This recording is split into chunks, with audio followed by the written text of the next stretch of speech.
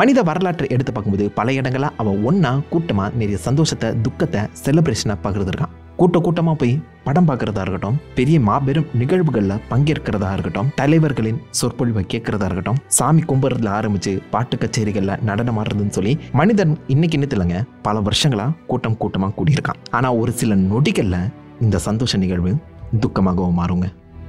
This is Unsigned, மனித பெருங்கூட்டம். பெயின் அண்ட் பார்டோலா பப்ளிஷ் பண்ண dynamic response and hydrodynamics of polarized க்ரௌட்ஸுங்கிற அந்த ரிசர்ச் பேப்பரில் மனித கூட்டம் என்ன மாதிரி அந்த ஃப்ளூயிட் டைனமிக்ஸை ஃபாலோ பண்ணுதுங்கிறத தெளிவாக சொல்லியிருப்பாங்க. இப்போ தண்ணீரை நம்ம எடுத்து பார்த்தோம்னா எல்லாமே இண்டிவிஜுவல் தனித்தனி மாலிக்யூல்ஸால் உருவாக்கப்பட்டிருக்கோம். தனி மனிதன் அந்த தண்ணீர் போல இருக்க மாட்டான். ஆனால் அதுவே லட்சக்கணக்கான ஆயிரக்கணக்கான மக்கள் கூட்டுற அந்த இடம்ங்கிறது கிட்டத்தட்ட அலை வடிவத்திலேயோ இல்லை தண்ணீர் கண்டிஷன்லையும் தான் இருக்குன்னு சொல்கிறாங்க. கிட்டத்தட்ட ஒவ்வொரு மனிதனும் தண்ணீரில் இருக்க அந்த மாலிக்யூல்ஸ் போல மொத்த அந்த கூட்டத்தையுமே நிர்வகிக்கிற தன்மையை கொண்டிருக்கான். ஒரு சின்ன மாற்றம் கூட அந்த மொத்த கூட்டத்தில் ஒரு மிகப்பெரிய அலைய சுனாமியவே உருவாக்கக்கூடியது. ஹைட்ரோடைனமிக் ரெஸ்பான்ஸ்னு சொல்லுவாங்க. அதாவது தண்ணீர் போல ஒரு சின்ன மனிதனோட முடிவு மிகப்பெரிய மாற்றத்தை அந்த கூட்டத்தில் ஏற்படுத்தும். இது ஸ்பீடையும் மனிதன் எந்த இடத்துல நகர்றான், எந்த திசையை நோக்கி நகர்றாங்கிறத பொறுத்தும் மாறுபடும் சொல்கிறாங்க. இன்றைக்கி நேரத்தில்ங்க பல இடங்களில் இந்த கூட்டம் கூட்டுறதுங்கிறது காமனான சிம்பிளான ஒரு விஷயமா தான் இருக்குது. ஆனால் இந்த கூட்டம் கூடலில் நம்ம கண்டுக்க வேண்டிய முக்கியமான ஒரு விஷயம் நம்மளை சுற்றி எத்தனை பேர் இருக்காங்கன்னா டென்சிட்டி த்ரெஷோல்ட். உங்களை சுற்றி ஒருத்தர் 2 பேர் இருந்தாங்கன்னா உங்களுக்கு ஃப்ரீடம் ஆஃப் மூவ்மெண்ட்டுங்கிறது இருக்கும். 3லேருந்து 4 பேர் உங்களுடைய மூவ்மெண்ட்டை ரெஸ்ட்ரிக்ட் பண்ணுவாங்க. இதுதான் மேக்ஸிமம் லிமிட்டுங்கிற மாதிரியும் சொல்லப்படுது. உங்களை சுற்றி 3லேருந்து 4 பேர் இருந்தாங்கன்னா உங்கள் மூவ்மெண்ட் ரெஸ்ட்ரிக்ட் பண்ணப்படும். பட் ஸ்டில் உங்கள் பாடி உங்கள் கண்ட்ரோலில் தான் இருக்கும். பட் இதுவே 6லேருந்து 7 பேர்கிட்ட மூவ் ஆகும்போது இன்வாலன்ட்ரி ஸ்வேயிங்கிறது உருவாகும். அந்த கூட்டத்தோட வழிமுறைக்கு ஏற்ற மாதிரி உங்கள் உடல் உங்கள் பேச்சை கேட்காம மூவ் ஆக ஆரம்பிக்கும். இந்த சமயத்தில் உங்கள் உடலை உங்களால் கண்ட்ரோல் பண்ணவே முடியாதுன்னு சொல்லப்படுது. கூட்டத்துக்கு ஏற்ற மாதிரி தான் நீங்கள் நகர்த்தாகணும். இதுவே 7லேருந்து 8 பேர் கொண்டு உங்கள் சுற்றி அமைஞ்சிருந்தாங்கன்னா அங்கே தான் கம்ப்ரெஷன் அப்படிங்கிற ஒரு விஷயம் நடக்குது. உடல் உங்கள் கண்ட்ரோலில் இல்லாததையுமே தாண்டி சுற்றி இருக்கவங்களால உங்கள் உடல் நசுக்கப்படுது. இதை லீத்தல் கம்ப்ரெஷன் சொல்கிறாங்க. உயிர் போகிறதுக்கான வாய்ப்புகள் இந்த ஸ்டேஜில் தான் அதிகமாகுது. உங்களை சுற்றி 6லேருந்து 9 பேர் இருக்கிற அந்த சமயத்தில் தான் நீங்கள் அந்த க்ரௌடோட ஒரு பாயிண்ட்டாக மாறுறீங்க.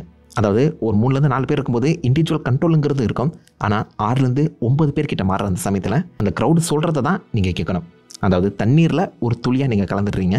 உங்கள் உடல் உங்கள் பேச்சை கேட்காது. உங்களுக்கு மட்டும் இல்லை, சுற்றி இருக்கவங்க எல்லாருக்குமே அந்த மாதிரி சுச்சுவேஷன் தான் ஏற்படும். அந்த க்ரௌடோட சென்டர் பாயிண்டில் நீங்கள் இருக்கும் பட்சத்தில் அந்த சுற்றி நடக்கிற அந்த மாற்றம் உங்களை மிக பெருசாக பாதிக்கும். அந்த க்ரௌடுக்கே எட்ஜில் முனையில் நீங்கள் இருக்கும்போது இந்த ஃப்ளூயிட் சிஸ்டத்துலேருந்து உங்களால் ஈஸியாக தப்பிக்க முடியும். ஸோ மோஸ்ட்லி இந்த மாதிரி க்ரௌடடான லொக்கேஷனுக்கு போகும்போது சென்டரில் நிற்க ஆசைப்படாதீங்க. முடிஞ்ச அளவுக்கு க்ரௌட்லேருந்து தள்ளி நிற்கிறது தான் பெஸ்ட் ஆப்ஷன். இந்த சமயத்தில் அந்த க்ரௌடோட அந்த மூவ்மெண்ட்டுக்கு ஏற்ற மாதிரி உங்களை சுற்றி பல ஆபத்தான விஷயம் நடக்கும். அதில் மிக முக்கியமான ஒன்று தான் க்ரௌட் க்ரஷிங். பல உயிர்கள் போகிறதுக்கு முதல் காரணமாக இருக்கிறதே க்ரௌட் க்ரஷிங் தான். நான் முன்னாடி சொன்னால உங்களை சுற்றி 6லேருந்து 7 பேர் இருக்க அந்த சமயத்தில் உங்கள் உடல் அந்த ஃப்ளூயிட் சிஸ்டமில் ஒரு விஷயமா மாறுது. இந்த க்ரௌடு உங்களுடைய மூவ்மெண்ட்டை கண்ட்ரோல் பண்ணும். இப்படி கண்ட்ரோல் பண்ணப்படுற அந்த சமயத்தில் நீங்கள் நினைக்கிற விஷயம் உங்கள் பாடி செய்யாது. க்ரௌட் என்ன சொல்லுதோ அதை தான் நீங்கள் செய்யணும்.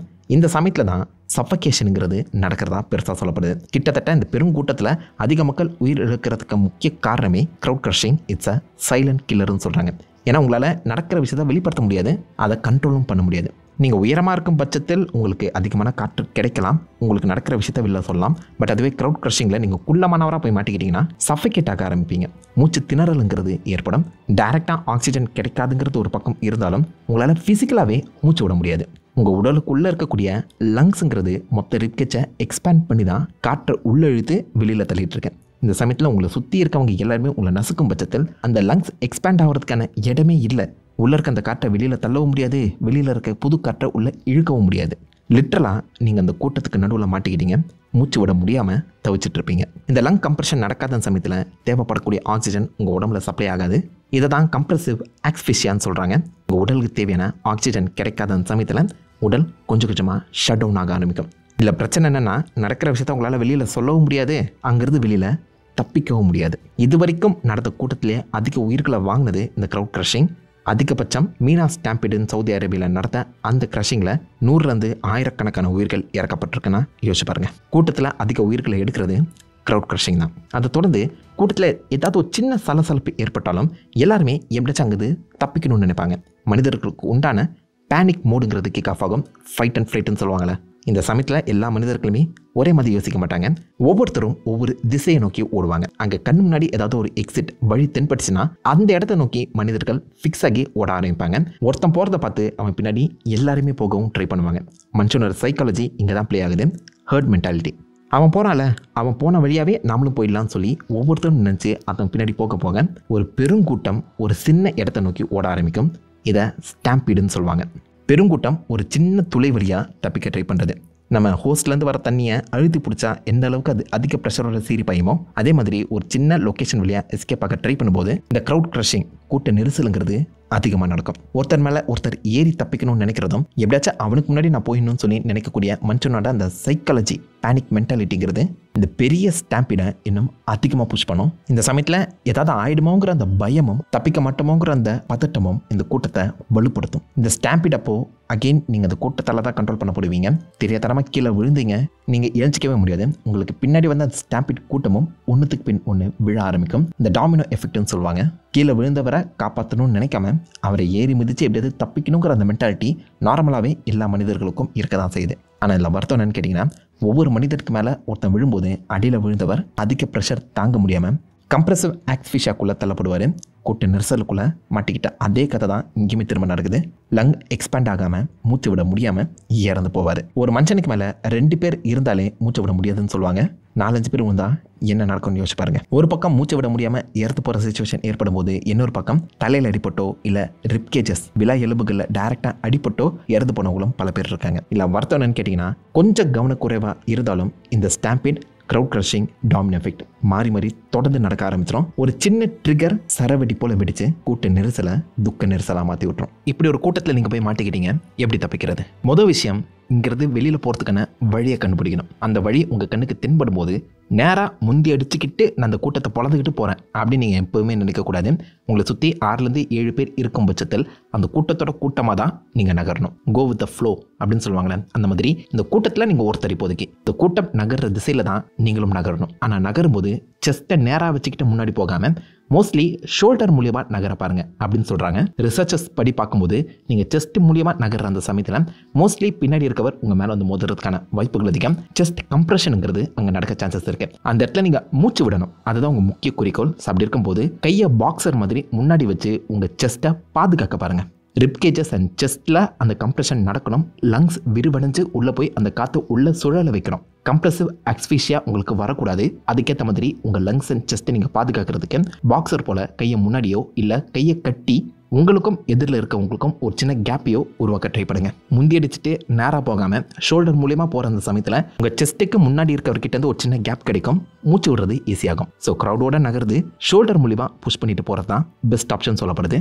பட் சப்போஸ் நீங்கள் இந்த ஸ்டாம்பிட்ல மாட்டிக்கிட்டீங்க, பின்னாடி இருக்கவங்களும் உங்களை ரஷ் பண்ணுறாங்க, தள்ளிக்கிட்டு வராங்க, என்ன பண்ண முடியும்? பதட்டப்படுறத முதல்ல நிறுத்தணும். Go with the flow. பின்னாடி இருக்கவங்க தள்ளினாலும் அவங்க எந்த திசையில் போகிறாங்களோ அந்த திசையில் தான் நீங்கள் ஓடணும். நிலை தடுமாறாமல் உங்கள் எக்ஸிட்டை நோக்கி போக ட்ரை பண்ணுங்க. எதிர் திசையில் மட்டும் போகாதீங்க. எதிர் திசையில் போகும்போது தண்ணீரில் ஏற்படுற சலசலப்பு போல மொத்த க்ரௌடும் அதுக்கு ஆப்போசிட்டாக ரியாக்ட் பண்ணும். பதட்டப்படாமல் ஃபோக்கஸ்டாக எந்த திசையில் போகிறீங்களோ அந்த திசைக்கு ஏற்ற மாதிரி நகர பாருங்க. மோஸ்ட்லி பக்கத்தில் சிவரோ பேரிகேடோ இருந்துச்சுன்னா அந்த பக்கமே போகாதீங்க. அது உங்களை ட்ராப் பண்ணும். மொத்தமாக அதே இடத்துல அடக்கி பிடிக்க வாய்ப்புகள் அதிகம். சிவற்றின் பக்கமோ பேரிகேட் பக்கமோ போகாமல் உங்கள் கண்ணுக்கு தென்படக்கூடிய எக்ஸிட்டோ இல்லை அந்த க்ரௌட் எங்கே போதும் அந்த திசையில் போகிறது பெட்டர் ஆப்ஷன். இந்த கூட்டத்தில் தெரியாதனமாக கால் தடக்கப்பட்டு கீழே விழுந்துட்டீங்கன்னா உங்கள் மேலே எல்லாருமே ஏறி மிதித்து போக தான் ட்ரை பண்ணுவாங்க. You have to be ready for that. அதுக்கு நீங்கள் செய்ய வேண்டிய முக்கியமான விஷயம், உங்கள் உடலை பந்து போல மாற்றுறது. மல்லாக்கா படுக்காமல் முடிஞ்ச அளவுக்கு கை கால்களை ஒன்றாக சேர்த்து உங்கள் மார்பையும் தலையும் பாதுகாத்துக் கொள்ளுங்க. இந்த சமயத்தில் அடிப்பட தான் செய்யும். அப்படிப்பட்ட ஒரு கூட்டத்துக்குள்ளே தான் நீங்கள் வந்து மாட்டிருக்கீங்க. ஸோ இந்த சிச்சுவேஷனில் தப்பிக்கிறத தாண்டி மூச்சு விட்டுறதும் உங்கள் தலையை பாதுகாக்கிறதும் தான் முக்கிய குறிக்கோளாக இருக்கணும். பட் அதுவே நீங்கள் கீழே வந்து யாராவது ஒருத்தரை பார்த்தீங்கன்னா அவங்க மேலே ஏறி மிச்சு போக ட்ரை பண்ணாமல் மோஸ்ட்லி அவங்களுக்கு ஹெல்ப் பண்ண பாருங்க. ஆப்வியஸாக கூட்டம்ங்கிறது உங்களை தலை தான் செய்யும். ஒவ்வொருத்தரும் கொஞ்சம் நிறுத்தி நிதானமாக பக்குவமாக யோசிச்சாலே கீழே விழுந்து அவங்கள காப்பாற்றிட்டு அங்கே ஒன்றா ஓட முடியும். பட் இந்த சமயத்தில் கூட்டம் உங்களை தள்ளும்போது அந்த சிச்சுவேஷன், அந்த பேனிக் பதட்டத்தில் உங்களால் யோசிக்க முடியாது பெருசாக. சர்வைவல் காம்படிஷன் சொல்லுவாங்க. நான் தப்பிச்சா போதுங்கிற தாட் மட்டும்தான் உங்கள் மைண்டில் ஓடும். ஒருத்தனோட இண்டிவிஜுவல் கண்ட்ரோலே அங்கே மிஸ் ஆகிற அந்த சமயத்தில் கீழே விழுந்தவங்களை பற்றி பெருசாக யாருமே யோசிக்காதது சகஜமான ஒரு விஷயந்தான். உங்கள் மூளை முதல்ல உன்னை காப்பாற்றிக்கடா அப்படிங்கிற மாதிரி தான் சிக்னல் கொடுக்கும்.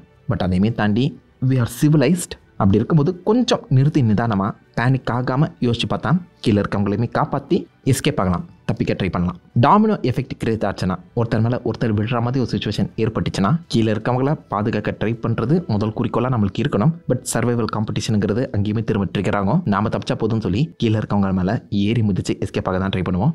டாமினோ எஃபெக்ட்டுங்கிறது ஒரு டேஞ்சரஸான சுச்சுவேஷன். இந்த இடத்துல கீழே இருக்கவங்க மேலே ஏறி நான் எஸ்கேப் ஆகணும்னு யோசிக்காம கொஞ்சம் பொறுமையாக சிந்திச்சாலே 2 நிமிஷத்தில் அந்த மொத்த டாமினோ எஃபெக்ட்டுமே கிளியர் பண்ணலாம். ஆனால் பேனிக், பதட்டமும் அங்கே நடக்கக்கூடிய கலவரமும் பெருசாக அந்த மனிதர்களை சிந்திக்க விடாது.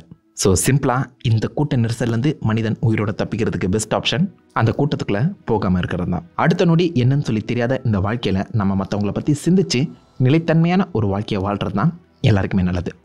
This is Unsigned, signing off.